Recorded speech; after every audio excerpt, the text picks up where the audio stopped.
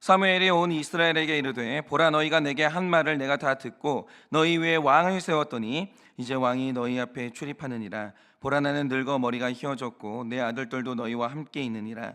내가 어려서부터 오늘까지 너희 앞에 출입하였거니와 내가 여기 있나니 여호와 앞과 그의 기름 부음을 받은 자 앞에서 내게 대하여 증언하라. 내가 누구의 소를 빼앗았느냐, 누구의 나귀를 빼앗았느냐, 누구를 속였느냐, 누구를 압제하였느냐, 내 눈을 흐리게 하는 뇌물을 누구의 손에서 받았느냐. 그리하였으면 내가 그것을 너희에게 갚으리라 하니 그들이 이르되 당신이 우리를 속이지 아니하였고 압제하지 아니하였고 누구의 손에서든지 아무것도 빼앗은 것이 없나이다 하니라. 사무엘이 백성에게 이르되 너희가 내 손에서 아무것도 찾아낸 것이 없음을 여호와께서 너희에 대하여 증언하시며 그의 기름을 부음 받은 자도 오늘 증언하느니라 하니 그들이 이르되 그가 증언하시나이다 하니라. 사무엘이 백성에게 이르되 모세와 아론을 세우시며 너희 조상들을 애굽 땅에서 인도하여 내신 이는 여호와이시니 그런즉 가만히 서 있으라. 여호와께서 너희와 너희 조상들에게 행하신 모든 공의로운 일에 대하여 내가 여호와 앞에서 너희와 담론하리라.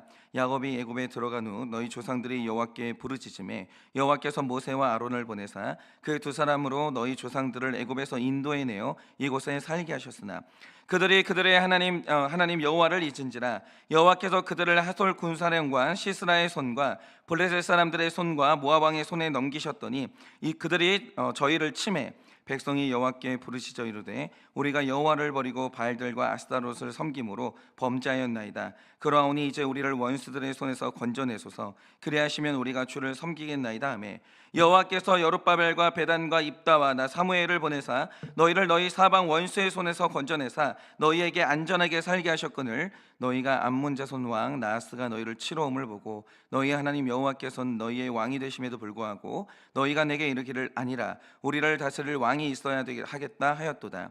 이제 너희가 구한 왕 너희가 택한 왕을 보라. 여호와께서 너희 위에 왕을 세우셨느니라. 너희가 만일 여호와를 경외하여 그를 섬기며 그의 목소리를 듣고 여호와의 명령을 거역하지 아니하며 또 너희와 너희를 다스리는 왕이 너희의 하나님 여호와를 따르면 좋겠지만은 너희가 만일 여호와의 목소리를 듣지 아니하고 여호와의 명령을 거역하면 여호와의 손이 너희의 조상들을 치신 것 같이 너희를 치실 것이라. 너희는 이제 가만히 서서 여호와께서 너희 목전에서 행하시는 이 큰 일을 보라. 오늘은 밀 베는 때가 아니냐. 내가 여호와께 아뢰니니 여호와께서 우레와 비를 보내사 너희가 왕을 구한 일 곧 여호와의 목전에서 범한 죄악이 큼을 너희에게 밝히 알게 하시리라. 다 같이 읽겠습니다. 이에 사무엘이 여호와께 아뢰되 여호와께서 그날에 우레와 비를 보내시니 모든 백성이 여호와와 사무엘을 크게 두려워하니라. 아멘. 네, 목사님 나오셔서 말씀 전하실 때 큰 은혜 받으시기 바랍니다.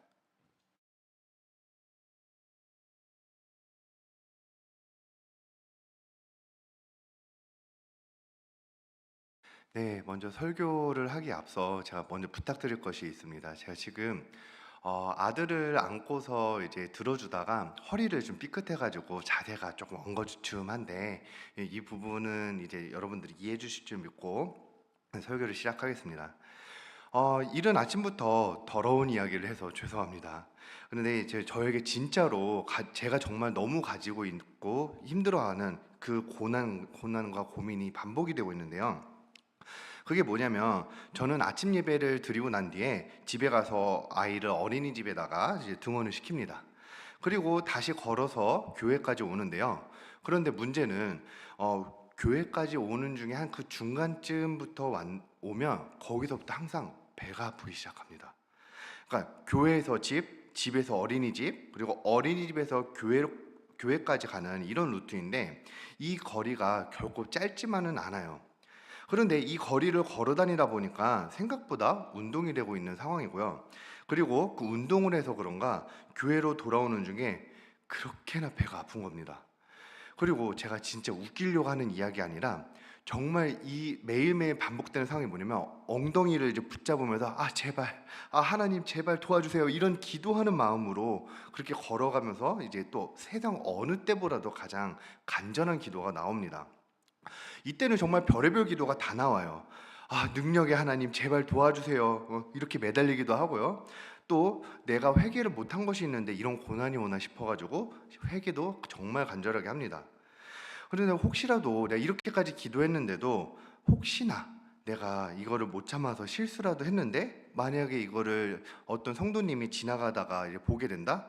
그러면 저는 하나님, 저는 이거를 쪽팔려서라도 다시 사역을 못 하니까 하나님이 책임져 주세요. 이렇게 하나님을 향해 협박 아닌 협박까지도 합니다. 그런데 여러분, 제가 이 이야기를 왜 하느냐? 이제 단순히 웃기려고 하거나 재미있는 이야기를 하는 게 아니라, 저는 이게 매일 아침마다 반복이어서 집에서 미리 해결해 보려고 하고도 나왔지만 매번 실패를 했고요. 긴 거리를 걷다 보니 운동이 되면서 그때서야 이제 배가 아파지는 거예요. 근데 저는 이게 진심으로 매일 아침마다 겪는 고난이고 고민인 겁니다. 아침부터 개방되어 있는 그 화장실은 이제 많지도 않고요. 최종 목적지인 교회까지 무사히 잘 도착했으면 좋겠지만 그게 도저히 불가능할 정도여서 곧 사고가 터질 것만 같고, 그래서 제가 매일 하는 선택이 뭐냐? 다행히도 제가 가는 루트에서 제가 운영하는 가게가 있는 겁니다. 그래서 가게에 들어가서 이제 매일마다 해결을 하는데요. 그렇게 사고가 터질 것 같다가도 눈앞에 가게가 보이면 정말 다행이라는 생각이 들어요. 그런데 문제가 뭐냐? 이렇게 겨우겨우 화장실에 들어가면요, 제 가게에 있는 그 건물에 있는 그 화장실이요, 되게 불편하거든요. 그러니까 오래된 건물이어가지고 칸막이도 굉장히 좁고요. 거기다가 일반적인 변기가 아니라 쭈그려 앉아서 이제 볼일을 봐야 되는 그런 옛날식의 변기인 겁니다. 근데 안 그래도 제가 덩치가 큰 편인데다가 쭈그려 앉아서 이 볼일을 보고 또 칸막이도 좁다 보니까 이게 여간 불편한 게 아닙니다. 그러니까 조금 전과 다르게 제가 어떤 생각이 드냐? 이놈의 화장실 쓸 때마다 불편하네. 이 건물주는 이게 변기만이라도 좀 바꿔주지, 매번 불편하게 이게 뭐야? 이런 식으로 불평이 이제 생기는 겁니다. 이 사건들이 매일마다 반복이 되면서 저에 대한 한 가지 사실을 알게 되었는데요. 저에게는 이게 매일 겪는 고난인데, 매일 간절하게 기도하게 되는데 막상 고난을 해결하고 나면 곧바로 불평이 터지는 거예요.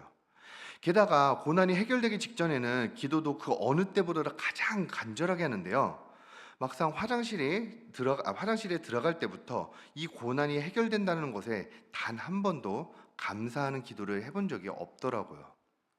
그래서 옛날 속담에 화장실 갈 때 마음 다르고 나올 때 마음이 다르다, 이런 말이 있는 것 같아요. 그런데 제가 매일 겪는 이 상황이 오늘 말씀에 나온 이스라엘 백성들의 상황과 완전히 딱 맞아 떨어지는데요. 고난이 와야지만 그때서야 회개가 터지고 아차 싶어서 하나님께 매달립니다. 그런데 상황이 바뀌면 금세 또 불평과 불만, 그리고 죄를 짓는 것이 반복인데요. 그러면 우리가 고난의 때에는 하나님께로 나아가지만 고난이 지나가면 또다시 죄를 짓는 이 패턴을 어떻게 끊어낼 수가 있는지 오늘 말씀을 통해서 함께 묵상하겠습니다. 네, 지난주 큐티 본문이죠. 네, 사무엘상 8장 18절을 함께 보겠습니다. 그날에 너희는 너희가 택한 왕으로 말미암아 부르짖되 그날에 여호와께서 너희에게 응답하지 아니하시라 하니. 자, 여러분 보세요.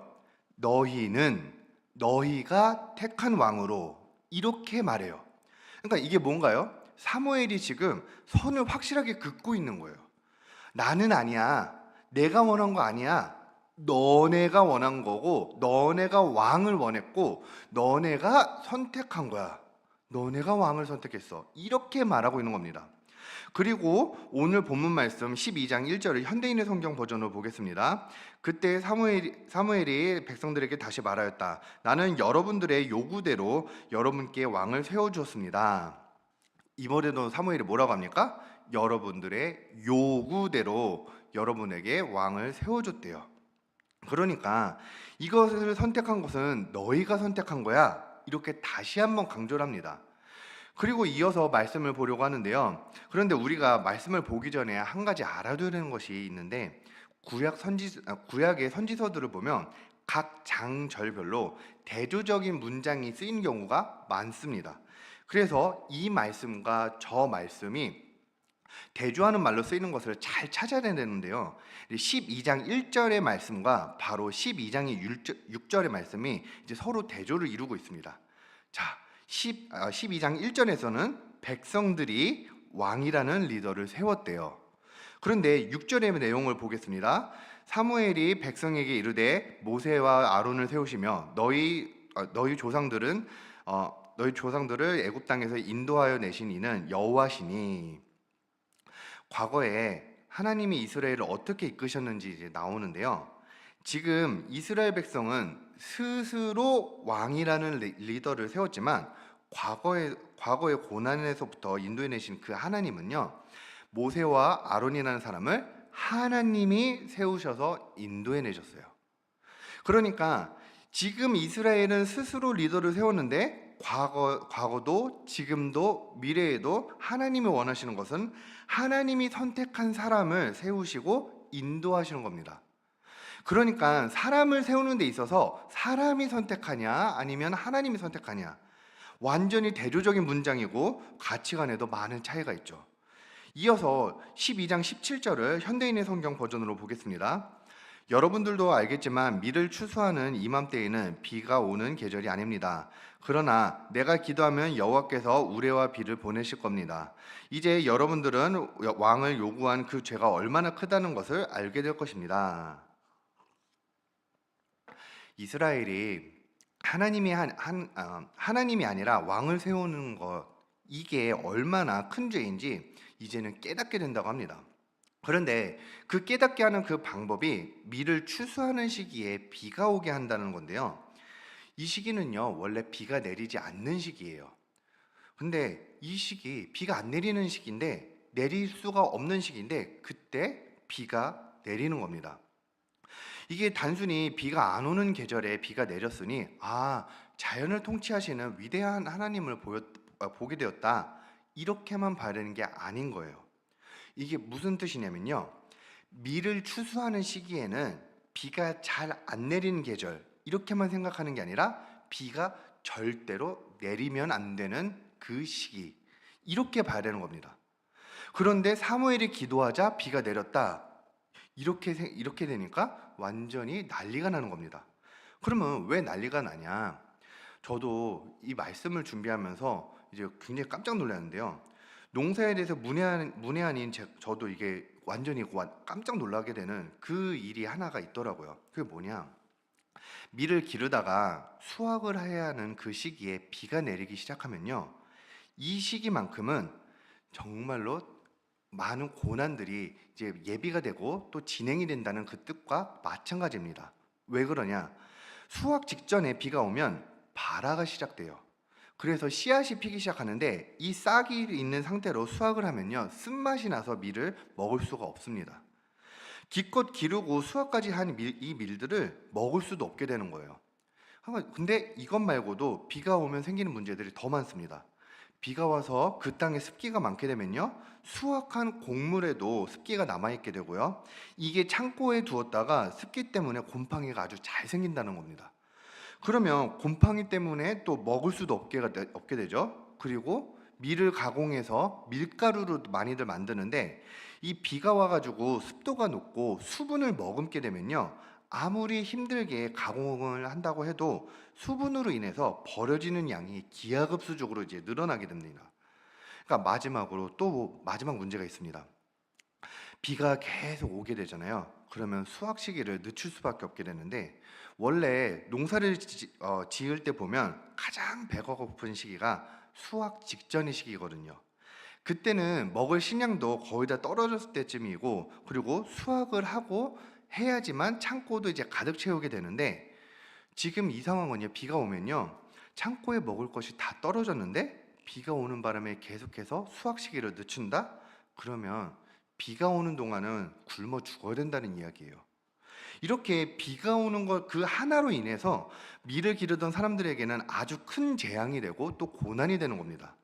지금 그 사건이 일어났어요. 오늘 말씀 19절을 보면 이스라엘 백성들이 이 비가 오는 고난을 보고 나서야, 그때서야 아차 싶어가지고 급하게 회개를 시작합니다.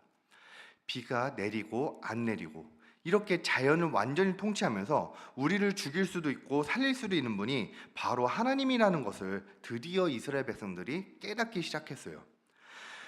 자신들이 원했던 왕은 우리의 구원자가 아니라 우리의 진짜 구원자는 오로지 하나님이라는 것을 이때서야 깨달은 겁니다. 여러분, 하나님은 언제나 우리의 왕이 되시고 길잡이가 되어 주십니다. 지금도 우리가 어떻게 살아야 하고 어떤 길을 가야 하는지 말씀을 통해 끊임없이 가르쳐 주고 계셔요. 지금까지 말씀을 통해서 심지어 이 말씀을 더 명확하게 알려줄 수 있는 모세와 아론이라는 하나님이 세우신 리더가 있는데, 그렇게 하나님의 인도에 따라 수많은 기적을 보았고 수많은 시간을 함께 해도 조금만 시간이 지나고 나면, 조금만 고난의 시기가 지나고 나면 또다시 내 욕심을 이기지 못해서 하나님이 아니라 왕을 세우는 선택을 하는 게 바로 우리인 겁니다. 그래서 하나님이 우리에게 고난을 주시는데요, 하나님이 화가 나셔가지고 그래서 우리에게 고난을 주시는 게 아니에요. 단순한 징벌의 의미가 아닌 겁니다. 이렇게 절대로 비가 올 수 없는 시기에 비가 오고 재앙이 닥치는 그 고난이 와야지만, 그래야만 우리의 회개가 터지기 때문에, 그래서 우리에게 고난도 주시는 겁니다. 여러분, 그래서 여러분이 평소에 말씀을 중심으로 이렇게 사는 게 아니라 내 욕망을 이루려는 목적으로 사는 삶이 정말 위험한 겁니다. 그동안 이스라엘에게 광야라는 척박한 환경 속에서도 고기를 주고요, 물도 주고 심지어 간식까지도 주는 이런 말도 안 되는 수많은 기적을 경험하고 또 경험해도 말씀을 매일 묵상하지 않으면 어느새 수많은 은혜를 잃어버리게 돼요. 그래서 자신의 죄를 깨닫기 위한 그 유일한 방법이 바로 고난밖에 없는 겁니다. 그러면 우리는 매일 말씀을 이제 보고 듣기만 하면 되는 건가? 그것도 아닙니다. 말씀을 묵상한다는 것은 오늘 어떤 말씀이 나와도 그 말씀과 다 있는 나의 죄를 찾는 거예요. 그래서 오늘 말씀을 볼 때 나도 똑같은 죄가 있다는 것을 찾아내지 못하고 이 말씀은 다른 사람을 위한 말씀이라고 그렇게 가볍게 여기고 생각하잖아요. 그러면 그때부터 이 죄는요, 다른 사람에게 있다면서 그 넘기는 그 순간부터요, 그때부터 광야에서부터 구원하시는 하나님이 나의 하나님이 아니라 다른 사람의 하나님이 되는 겁니다. 나에게서 회개할 게 없고 하나님을 의지할 게 없다고 그렇게 생각하면요, 그때부터는 나의 하나님이 아니라 다른 사람의 하나님인 거예요. 여러분, 우리는 자연스럽게 그렇게 되면요, 우리는 자연스럽게 하나님이 아니라 또 왕을 요구하게 돼요. 내 죄가 안 보이면 우리는 하나님을 찾지 않게 됩니다. 그래서 말씀을 통해 내 죄가 깨달아지지 않으면 추수하는 시기에 비가 내리는 고난이 올 수밖에 없는 거예요. 이렇게 비가 오는 고난이 와야만 드디어 깨달아진다고 하면 하나님은 이런 고난을 주실 수밖에 없는 겁니다. 그래서 말씀을 볼 때 단 하나의 말씀도 다른 사람을 머릿속에 떠올리는 게 아니라 나의 말씀이라고 떠올려야 되는 겁니다. 여러분, 제가 목사니까요, 그래도 다른 사람들보다 자기 성찰을 더 잘할 것 같지 않은가요? 직업상으로 보면. 그런데 그렇지가 않아요. 오히려 말씀을 보면서 자기 죄를 찾는 게 가장 힘들 수가 있고요, 말씀을 다른 사람들을 향해 정죄로만 쓸 수도 있는 게 바로 그 위험성이 가장 높은 게 바로 목사이고 전도사이고 그리고 목자더라고요. 설교를 한다고 해서 말씀을 가르치는 그 역할을 하다 보니까 성도를 향해서 가르치려고 하지 자기 스스로의 죄를 보지 못하는 경우도 많은 거예요. 그러니까 저 같은 경우는 대표적으로 11조가 이제 11조의 문제가 그랬어요. 11조에 대해서 말씀을 듣거나 또 연구를 할 때 이것은 내가 회개하거나 반성하는 것이 아니라 나는 잘하고 있으니 다른 사람들을 향한 말씀이다. 그러니까 다른 사람들이 그렇게 이 말씀을 잘 들었으면 좋겠다, 이렇게 생각을 했었거든요. 그럼 제가 왜 이렇게 생각을 했냐? 먼저 여러분들이 한 가지 좀 알아주셨으면 하는 게, 저는 일단은 한일교회의 재정일에 정말 1도 모릅니다. 그러니까 유일하게 제가 아는 것이라고는 제가 섬기고 있는 부서의 예산이 얼마 정도 책정이 되어 있다, 부교육자인 그 정도만 알고 있지, 부교육자인 제가 뭐 당회를 들어갈 수 있겠어요? 아니면은 공동회 의회를 이제 들어갈 수가 있겠어요? 그냥 부교육자는 당회도 못 들어가고 또 공동회 때는 성도가 아닌 교회 직원으로 이제 분류가 되어서 저는 재정에 관련된 인쇄물 하나도 받지 못하고 또 그 자리에 있을 수도 없어요. 정말 모릅니다. 그리고 여러분들 만약에 교회 헌금이 늘어나면 당연히 부교육자들의 사례비가 그 비율에 따라서 당연히 늘어날까요? 사실은 그것도 아니에요. 어느 교회나 마찬가지로 교육자들의 사례비는 반고정이에요. 티오가 늘든지 줄든지 이런 것이 있어도 사례비 자체가 늘어나거나 줄거나 하는 경우들은 그렇게 많지가 않습니다. 뭐 매년 거의 비슷해요. 그래서 교회 헌금이 얼마나 들어오든 이것에서 가장 자유로운 사람이 이 부교육자들이거든요. 그래서 제가 이런 부교육자의 신분이다 보니 더 자신 있게 말씀드릴 수 있는 게 있는데요. 11조에 관한 이 성경적인 의미와 신학적인 의미를 빼고도 한번 생각을 해보면요. 성도님들이 11조를 만약에 드리지 않는다. 그러면 교회는 어떻게 되냐? 운영 자체가 안 됩니다. 그러니까 신학적으로 해석을 하지 않아도 진짜 운영 자체가 안 돼요. 정말 단 한 주도 버틸 수가 없어요. 빚만 지다가 건물도 팔리고요. 그리고 교회 물건도 다 팔리고 그렇게 해도 운영 자체가 불가능해요. 지금 저희가 이렇게 현장에 나와서 예배도 드리고 또 유튜브로 예배도 드리잖아요. 그러면 이것도 사실은 다 헌금이 있어야 되는 겁니다. 이런 음향 장비를 사기도 하고요. 전등을 켜기도 하고 컴퓨터로 또 방송 송출도 하고 이것도 여러분들이 감사하게 섬겨주신 헌금이 모여야지만 가능한 거예요. 그러면 교회가 헌금을 불투명하게 운영할 수 있냐? 그것도 시스템으로 아예 불가능한 경우입니다. 아니 진짜로 한번 여러분들께 여쭤보겠습니다. 세상에서 교회만큼 투명하게 재정을 공개하는 집단이 있을까요?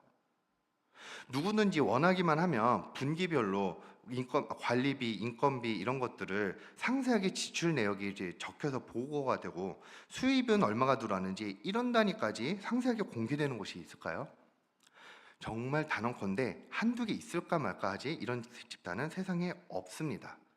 또 마지막으로 만에 하나라도 이제 실수가 있더라도 그 다음 분기가 되면 상세하게 이제 나타나는 게 교회고 또 그 반복되지 않도록 예방할 수 있습니다. 엄청 투명한 시스템이죠. 그런데 이렇게 투명하게 운영되고 내가 11조를 내는 것 이상으로 그 가치 이상을 교회를 통해서 누리는데도요.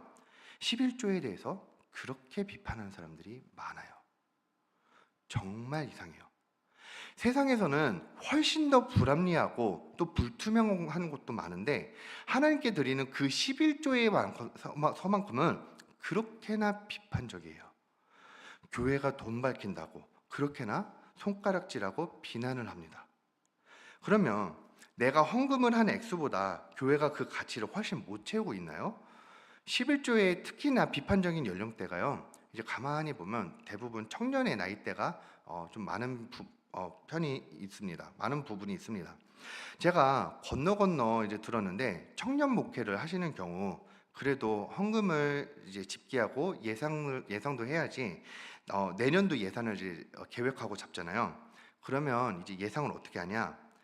청년 한 명당 한 주에 얼마씩 헌금을 한다고 이제 예상하는데 그게 교회마다 차이는 있지만 적게는 500원, 많게는 2,000원 정도예요. 청년 목회를 하시는 대부분의 교회 현실이 이래요.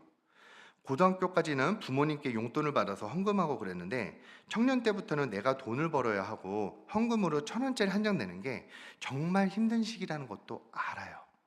그러니까 이해 못하는 거 아니고요. 이걸 비판하거나 뭐라고 할 생각도 없어요. 그런데요. 한 주에 이런 분들도 있어요. 한 주에 1,000원 한 장 내는 것도 아까워하는 사람들이 11조는 너무너무 비판적이고 아까워하는 거예요. 청년부에서 때가 될 때마다 맛있는 것도 먹이고 또 재미있는 것도 가고 수련회 가는 것도 교회 재정을 더 부어서 가는데요. 근데 내가 낸 헌금 그 이상으로 받는데도 그런데 11조는 너무 아깝다고 그렇게 손가락질을 합니다. 11조에 대해서 성경적인 해석이나 신학적인 해석 없이 단순하게 계산만 해도요. 제가 보기에 99%의 사람들은 본인이 내는 헌금보다 더 가치 있는 것들을 교회를 통해 훨씬 더 많이 받고 있다고 그렇게 생각을 하는데요. 제가 이런 생각과 안타까운 마음을 가지고 있다 보니 11조에 대해 이야기가 나올 때마다 11조를 향해 비판하는 그 사람들을 비판하게 되고 정죄하게 되는 거예요. 아, 저 사람들은 교회를 우습게 여겨서 11조를 비판하는구나. 아, 저 사람들은 교회 재정을 우습게 여기는구나. 제가 이렇게 생각이 드는 겁니다. 제 머릿속에 이 생각이 완전히 가득했었어요. 그런데 오늘 말씀을 보면서 하나님이 저의 이런 모습을 죄를 이제 깨닫게 해주시고 생각나게 하시는데요. 제가 11조를 비판하는 사람을 비판하는 그런 사람이었는데요. 정작 교회 재정을 가장 우습게 여기고 또 가장 함부로 쓰고 있는 사람이 바로 저였더라고요. 어쩌면 사소해 보인다라는 그 이유로 계속해서 교회 재정을 제가 함부로 쓰고 있었던 건데요. 예를 들어서 제가 개인적인 일로 이제 프린트를 해야 하는 경우들이 있어요. 그러면 프린트를 이제 하기 가장 좋은 곳이 어디냐? 교회예요. 개인적인 일로 프린트를 한두 장 하는 거 정말 아무런 거리낌도 없이 그냥 뽑아댑니다. 그리고 뭐 나중에 종이 내가 따로 사서 채워넣지 뭐 이렇게 생각을 해요. 토너값? 그거는 따로 계산하기 복잡한데 이 업체한테 내가 아마 몇백 원만 따로 주겠다고 하면 그거 복잡한데 그냥 헌금할 때 1,000원 한 장 더 내지 뭐 이런 식으로 생각을 했었습니다. 그리고 이런 것들이 너무 사소한 금액이라고 생각하다 보니 나중에 한꺼번에 내자 이렇게 생각하다가 까먹은 적도 많고요. 어느 때는 헌금 봉투에 조금 더 넣으면서 그때 썼던 거 지금 더 넣겠다 이러지만요. 나중에 연말이 되면 제가 이렇게 낸 것들까지 모두 다 연말 정산할 때 제 이름으로 기부금 영수증까지 다 받았었어요. 저희가 재작년에 들은 설교 중에 이런 것들이 있었죠. 교회 재정을 함부로 여기는 사소한 도둑의 모습이 있는지 그걸 점검했었잖아요. 제가 그런 거예요. 제 개인적으로 쓸 일이 있다고 하면서 교회 전기로 배터리를 충전하고요, 핸드폰 충전하고요, 또 프린트고 사무용품이고 그냥 거리낌 없이 마구마구 썼습니다. 그런데 이런 것들이 모두 사소한 것들이라면서 그 누구한테도 제 개인적인 일로 써도 되는지 그걸 물어보지도 않고 에이 겨우 이 정도쯤이야 하면서 우습게 여기고 가볍게 여기고 그렇게 함부로 써대왔던 게 바로 저였던 거예요. 근데 사람들이 이런 모습을, 저의 교육자의 이런 모습을 보면서도 내 헌금이 이런 식으로 쓰일 수 있겠구나라는 것을 그렇게 생각이 들 수도 있는데, 제가 나의 모습은 생각하지 못하고 왜 너는 비판적으로 생각하느냐 이렇게만 계속해서 생각하고 정죄를 해왔었어요. 그리고 그 사람들은 교회 재정을 우습게만 여긴다고 그렇게 정죄했던 거예요. 더 기가 막힌 거는요, 그래 놓고도 나는 11조를 잘하고 있으니까 나에게는 해당하지 않는 말씀이라고 그렇게 여기면서 그렇게나 마음껏 정죄하고 또 정죄했는데요. 말씀을 보면서도 죄를 깨닫지 못하고 다른 사람들을 향한 말씀이라고만 그렇게 생각을 했는데, 정작 되돌아보니 제가 가장 말씀을 우습게 여기고 또 재정을 우습게 여기던 사람이었더라고요. 나의 죄가 안 보이니까 정죄감이 더 커져만 갔던 거예요. 여러분, 정말 다행히도 제가 이번에 재정에 관해 저의 죄가 깨달아지기는 했는데요. 여러분들도 한번 생각을 해보세요. 만약에 제가 계속해서 이런 죄를 깨닫지 못하고 오히려 정죄감이 제 안에서 가득하게 계속해서 이제 지내게 된다면요. 근데 이렇게 죄를 깨닫지 못하는 저에게 죄를 깨닫게 하는 가장 좋은 방법이 뭘까요? 프린트 한 장 할 수 없고 볼펜 하나 아껴 써야 하는 그런 재정적인 고난이 저에게 찾아온다고 하면, 그때는 내가 힘든 만큼 교회 재정도 소중하다고 그렇게 생각이 되겠죠. 아마 저도 계속해서 사소하던 이유로 그렇게 이제 재정을 우습게 여겼다면 그 사소한 것이 소중해질 정도의 고난을 하나님께서 허락하시겠죠. 제가 스스로 생각하기에도 그렇게 될 것 같아요. 아마도 하나님도 같은 생각이셨을 것 같습니다. 여러분, 그래서 말씀을 보며 내 죄를 찾아내는 게 너무 중요한 겁니다. 다른 사람을 위한 말씀이라고 단순하게 넘기는 게 아니라 말씀 하나를 보더라도 이게 내 모습이라고, 세상 그 누구보다 내 죄가 가장 크다고 그렇게 회개하시고 깨닫는 것이 가장 중요한 태도인 겁니다. 우리는 화장실 갈 때와 나올 때 마음이 달라요. 고난이 와야만 깨달아지는 죄도 있어요.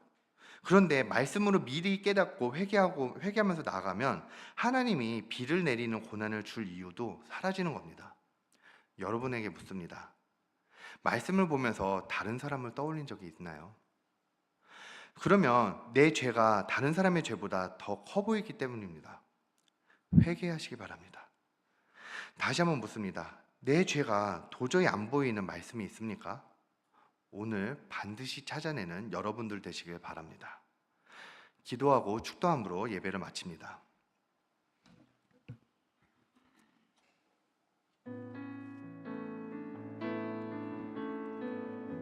하나님, 아버지께서는 날마다 나의 죄를 깨닫고 또 회개하라고 그 이유로 저희에게 나에게 말씀을 주셨습니다. 그런데 말씀을 볼 때 이거는 나의 죄가 아니라 다른 사람 누군가의 죄라고 그렇게 말씀을 기준으로 한다고 하면서 다른 사람을 비판하고 다른 사람을 비판하는 잣대로 사용해왔습니다. 그런데 하나님, 이렇게 내 죄가 안 보이고 다른 사람을 향해서 비판하고 정죄하기만 하니까요, 정작 내 죄가 전혀 보이지가 않았습니다.